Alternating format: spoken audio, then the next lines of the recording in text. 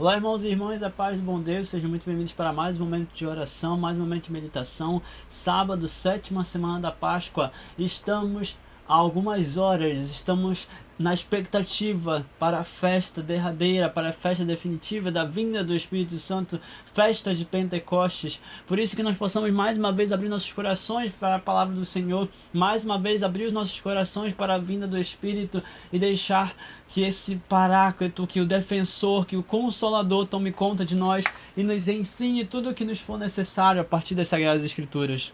Estamos reunidos em nome do Pai, do Filho e do Espírito Santo. Amém. Vinde, Espírito Santo, vinde tocar nossos corações, vinde incendiar-nos, vinde fazer-nos verdadeiramente consolados pelo teu imenso amor. Vem, Espírito Santo de Deus, e faz novo, faz tudo novo, faz mais, derrama sobre nós o teu fogo abrasador, como línguas de fogo, vem sobre cada um de nós agora, tocar nossas mentes, iluminar nossas mentes, trazer o discernimento, trazer o entendimento, trazer a compreensão das Sagradas Escrituras, trazer aquilo que for do teu agrado, trazer aquilo que for da tua santa vontade. Vem, Espírito Santo de Deus, e faz em nós. Vem, Espírito Santo de Deus, e age em nós. Abraça nossos corações. Eu te peço, Espírito Santo, agora, faz em mim, faz aqui, faz neste lugar, faz no nosso quarto, faz no nosso coração, com que o teu fogo abrasador incendeie-nos, com que o teu fogo abrasador incendeie-nos, com que o teu vento impetuoso encha-nos mais uma vez, e que a tua água viva possa nos fazer transbordar por Jesus Cristo, Senhor nosso. Amém.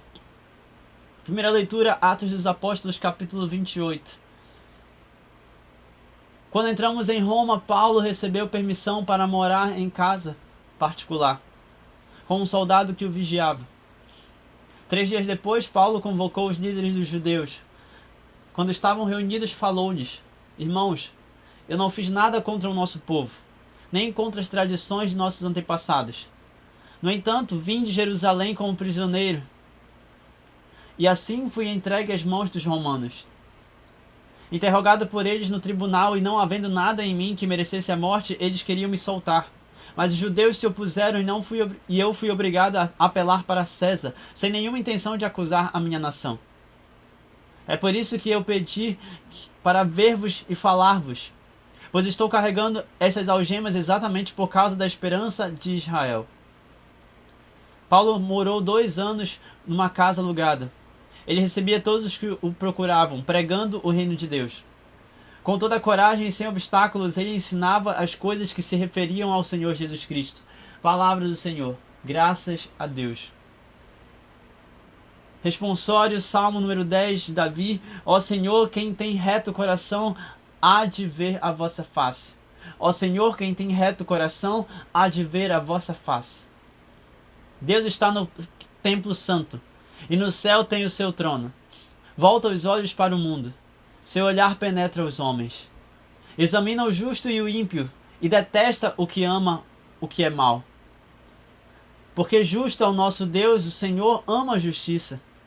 Quem tem reto coração, há de ver a sua face. Ó Senhor, quem tem reto coração, há de ver a vossa face. O Senhor esteja conosco, Ele está no meio de nós. Evangelho de Jesus Cristo, segundo São João. Glória a vós, Senhor. Naquele tempo, Pedro virou-se e viu atrás de si aquele outro discípulo que Jesus amava, o mesmo que se reclinou sobre o peito de Jesus durante a ceia, e lhe perguntou: Senhor, quem é que te vai entregar? Quando Pedro viu aquele discípulo, perguntou a Jesus: Senhor, o que vai ser deste? Jesus respondeu: Se eu quero que ele permaneça até que eu venha, o que te importa isso? Tu, segue-me. Então correu entre os discípulos a notícia de que aquele discípulo não morreria. Jesus não disse que ele não morreria, mas apenas: se eu quero que ele permaneça até que eu venha, o que te importa? Este é o discípulo que dá testemunho dessas coisas que as escreveu. E sabendo que o seu testemunho é verdadeiro, Jesus fez ainda muitas outras coisas, mas se fossem escritas todas, penso que não caberiam no mundo os livros que deveriam ser escritos. Palavra da salvação. Glória a vós, Senhor. Que as palavras do Santo Evangelho perdoem nossos pecados e nos conduzam para a vida eterna. Amém. Meus irmãos e irmãs, olha só que interessante o evangelho de hoje. Um evangelho que vai falar sobre a força do Espírito Santo, um evangelho que vai falar sobre a decisão do Espírito Santo de escolher aqueles que ele bem desejar. Um evangelho que vai falar sobre como o Espírito Santo, enviado pelo nosso Senhor Jesus Cristo, ele vai descer sobre todos aqueles que Jesus quiser, sobre todos aqueles que Jesus chamou, sobre todos aqueles que Jesus acolhe em seu sacratíssimo coração. Você, meu irmão, minha irmã, é convidado, é convidada nesse dia, neste momento, a abrir seu coração e se sentir chamado. Tu segue-me, não te importas com o teu irmão, não te importa quem está ao teu lado, não importa quem eu vou chamar. O que importa é o teu chamado, o que importa é você focar no teu chamado. Jesus está dizendo aqui que não importa a pessoa que vai estar contigo durante a caminhada, o que importa é que os dois foram chamados. Não importa se você foi chamado e alguém que você não gosta também foi chamado. O que importa é que os dois foram chamados e assim somos convidados a viver como irmãos, a viver entre a nossa fraternidade, entre essa vida de comunidade. O Senhor chama. E o que nos cabe é experimentar desse chamado, dizendo sim para Ele diariamente, como nós meditamos ontem, e que esse chamado leve-nos cada vez mais a propagar o poder do Espírito Santo. E não importa quem são os chamados de Deus, não importa quem foi chamado por Deus, o que importa é que todos foram chamados e assim nós vivemos em comunidade e propagamos o Evangelho de Jesus Cristo. O que te importa se este discípulo vai permanecer? Se eu quero que ele permaneça até que eu venha, então o que te importa isso? Quanto a ti, apenas segue-me, diz Jesus no versículo 22.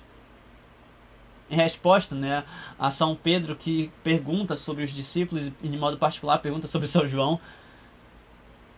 E aí São João, ele escreve no versículo 24 algo muito interessante. Este é o discípulo que dá testemunho destas coisas. Eu, que permaneci com o meu Senhor, eu dou testemunha de todas essas coisas. E eu escrevo sobre cada uma delas, sabendo que esse testemunho que eu dou é um testemunho verdadeiro, porque eu vi todas essas coisas acontecerem, eu vi Jesus fazer todas essas coisas. Está acabando o Evangelho de São João. E aí ele vai para o versículo 25.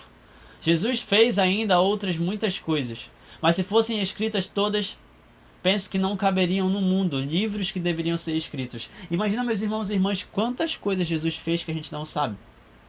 Quantas coisas aconteceram na vida de Jesus que a gente não sabe.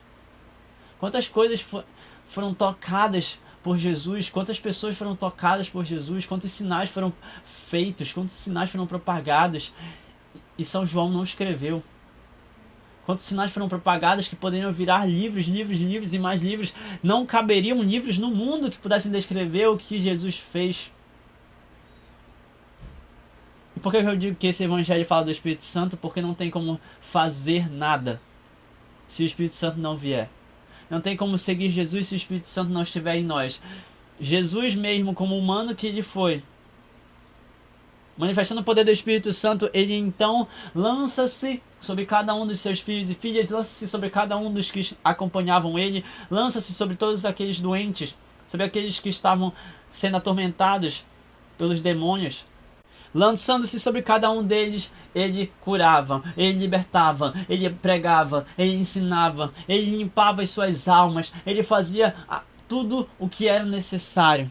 O milagre acontecia, o prodígio acontecia, a virtude aparecia, a dádiva descia do céu pelo poder do Espírito Santo derramado sobre cada um dos irmãos e irmãs, sobre cada um daquele povo, sobre cada um que fazia parte daquele povo, que foi tocada por Jesus. E ainda hoje isso acontece todas as vezes que clamamos ao Espírito Santo, todas as vezes que desejamos o Espírito Santo, todas as vezes que, sabendo desse testemunho, sabendo de tudo que Jesus fez, todas as vezes que clamamos ao Espírito Santo, que venha sobre cada um de nós pedindo cura, pedindo libertação, pedindo esse mesmo Espírito, pedindo os carismas, pedindo os dons, ele vem.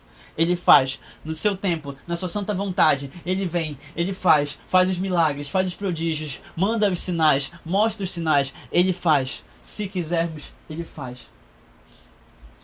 E quando nós clamamos ao Espírito Santo, e aceitamos o chamado que Jesus nos faz, tu, quanto a ti, segue-me, como ele fala para São Pedro hoje. Quanto a ti, filho, filha, segue-me, segue-me, é só isso que eu peço de ti. Justamente aquilo que vamos ver na primeira leitura de hoje, quando nós temos a força do Espírito Santo sustentando a santidade de um homem que para nós é um dos principais evangelizadores da história do cristianismo, São Paulo, que não poupou esforços para fazer aquilo que o Senhor pedia para ele. Não poupou esforços para fazer aquilo que o Senhor exigia dele, aquilo que o Espírito Santo exigia dele. E aí São Lucas vai escrever que quando eles entraram em Roma, versículo 16 do capítulo 28, quando eles entraram em Roma, Paulo recebeu permissão para morar em uma casa particular com um soldado que o vigiava. 3 dias depois, Paulo convocou os líderes dos judeus. Quando estavam reunidos, falou-lhes: irmãos, eu não fiz nada contra o nosso povo, nem contra as tradições de nossos antepassados. Percebam em que momento o testemunho de Paulo foi um testemunho contra a virtude judaica. E por que ele está falando sobre isso? Porque Paulo, que era da escola de Gamaliel, ele era conhecido entre o povo judeu, dentro e fora de Jerusalém. Ele era conhecido pelo povo judeu. Então, por que ele estava sendo preso? Por que ele estava sendo acusado? Por que ele estava sendo atormentado com todas essas situações? Porque os judeus não conseguiam acreditar que Jesus é o Messias. Até hoje, muitos ainda não acreditam que o Messias realmente chegou.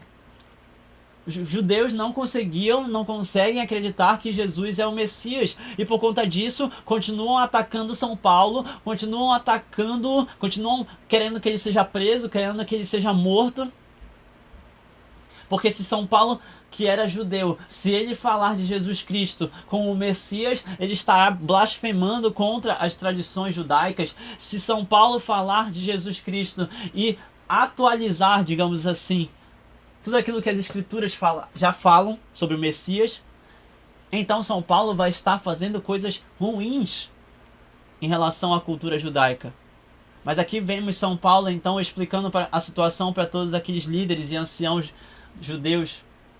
Irmãos, eu não fiz nada contra o nosso povo, nem contra as tradições de nossos antepassados. Em momento algum São Paulo ensinou algo contra a virtude judaica. Em momento algum São Paulo explicou algo que fosse contra aquilo que os judeus faziam. A grande situação é, nós precisamos agora deixar de lado tudo aquilo que faz parte da nossa tradição, falando que o Messias ainda não veio, e precisamos agora continuar com as tradições. Nós precisamos agora atualizar as tradições e dizer: não, o Messias não virá, o Messias verdadeiramente já veio, ele já esteve aqui, ele já veio falar conosco, ele já caminhou no meio de nós. Não, o Messias não virá ainda, não temos que continuar esperando mais, porque ele já veio, ele já morreu por nós, ele já se entregou naquela cruz, ele já subiu aos céus ressuscitando dos mortos e indo para a glória. Ele já veio nos ressuscitar, ele já veio nos libertar, ele já veio nos mostrar o verdadeiro caminho, a verdade, a vida. Jesus Cristo já veio, o Messias já veio, o ungido do Senhor, o Filho unigênito de Deus, ele já veio.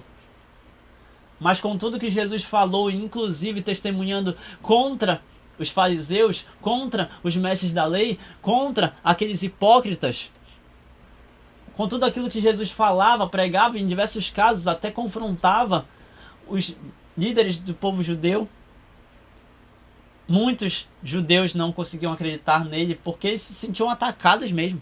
Não conseguiam acreditar em Jesus porque se sentiam machucados, feridos pelas palavras de Jesus. Guardavam mágoa até certo ponto. Tem uma palavra específica que eu acabei esquecendo, mas tem uma expressão, né, que fala sobre isso. Eles guardavam, até certo ponto, eles guardavam mágoa. Jesus que atingia-os para que eles pudessem abrir os olhos, para que as escamas caíssem e eles pudessem se libertar de seus pecados e pudessem entender que o próprio Jesus era verdadeiramente o Filho de Deus, mas eles não queriam aceitar, eles não queriam acreditar, eles permaneceram de cabeça dura, coração fechado. E aí vem São Paulo, alguns anos depois, dizer: irmãos, eu não fiz nada contra o nosso povo, nem contra as tradições de nossos antepassados. No entanto, vim de Jerusalém como prisioneiro. E assim fui entregue às mãos dos romanos. Fui interrogado por eles. E não acharam nada contra mim. Nada que merecesse a morte. Portanto, eles queriam me soltar. Mas os judeus, perceba que ele está falando para os líderes dos judeus. O povo judeu, o povo judaico daquela região, o povo que cultuava verdadeiramente o Deus judeu, Yahvé, os judeus não concordaram com a decisão dos romanos. Eles se opuseram e eu fui obrigado a apelar para César. Por quê? Porque Paulo, diante dos judeus, continuou preso. Continuou preso. Simplesmente porque os judeus não conseguiam concordar com São Paulo. Os judeus não queriam aceitar que Jesus Cristo é verdadeiramente o Cristo. Não queriam acreditar que Jesus é o Messias. Os judeus se opuseram e eu fui obrigado a apelar para César, sem nenhuma intenção de acusar a minha nação, com um único objetivo, o objetivo de mostrar que eu não estou fazendo nada contra as tradições, eu estou mostrando que em Jesus Cristo toda a tradição, toda a Torá, todas as leis, os profetas, a palavra, tudo fala de Jesus. Tudo fala de Jesus. A tradição está correta e foi confirmada em Jesus Cristo. É só isso que eu quero que vocês entendam, meus irmãos e irmãs. É o que São Paulo está falando. É por isso que eu pedi para ver vocês e falar com vocês, porque eu estou carregando essas algemas exatamente com esperança.